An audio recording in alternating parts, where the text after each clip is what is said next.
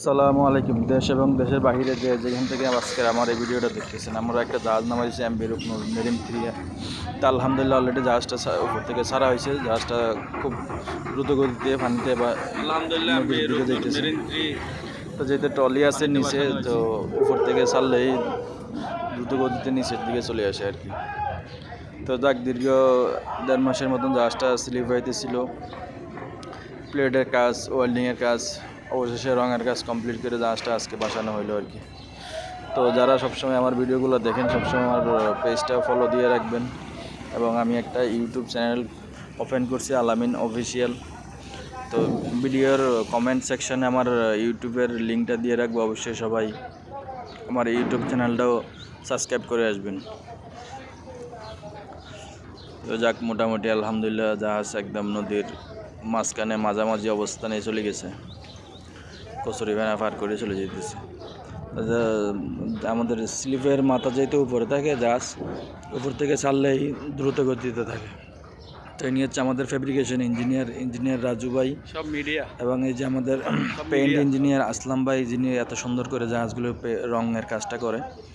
তো এটা হচ্ছে জাহাজের পিছনের অংশটা, ফাইনাল রূপটা। জাহাজটা নামানোর আগে ভিডিওটা করছিলাম আর কি, যখন আমরা নিচে দাঁড়াইছিলাম মোবাইল নিয়ে ভিডিও করার জন্য, তখন এই পিছনের অংশটা একটু ভিডিও করে রেখে দিলাম আর কি।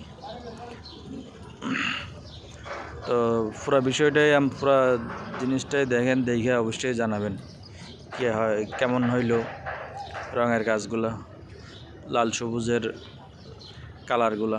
তো আমরা তো প্রত্যেকটা জাহাজে এইভাবেই লাল সবুজের কালার করা হয়, পতাকা দেওয়া হয়।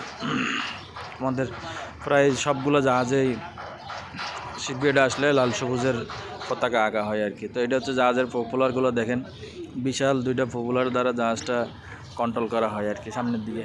যেহেতু নদীতে চলে, পপুলার ছোট হইলে হয় না। তো জাহাজ নামানোর আগের দিন মোটামুটি ট্যাঙ্কার তুলে প্রস্তুতি নিতেছে, যে সকালবেলা যেহেতু জাহাজটা বাসানো হবে, তা বিকেলবেলায় সব প্রস্তুতি সম্পূর্ণ করে রাখতেছে আর কি। ট্যাঙ্কার তুইলা নোঙরগুলো চেক করতেছে ঠিক আছে কিনা। বা অনেক সময় শিপইয়ার্ডে থাকলে নোঙরের যে ইঞ্জিনগুলো থাকে, এগুলো অনেক সময় স্টার্ট নিতে চায় না, নানান ধরনের সমস্যা তৈরি হয়। তো সব জটিলতার অবসান ঘটিয়ে অবশেষে জাহাজটা কমপ্লিট হয়ে পানিতে বাসানো শেষ হইলো আর কি। তো এটা দেখেন আমাদের জাহাজের ফাইনাল লুকটা কীরকম আসছে, সামনের অংশটা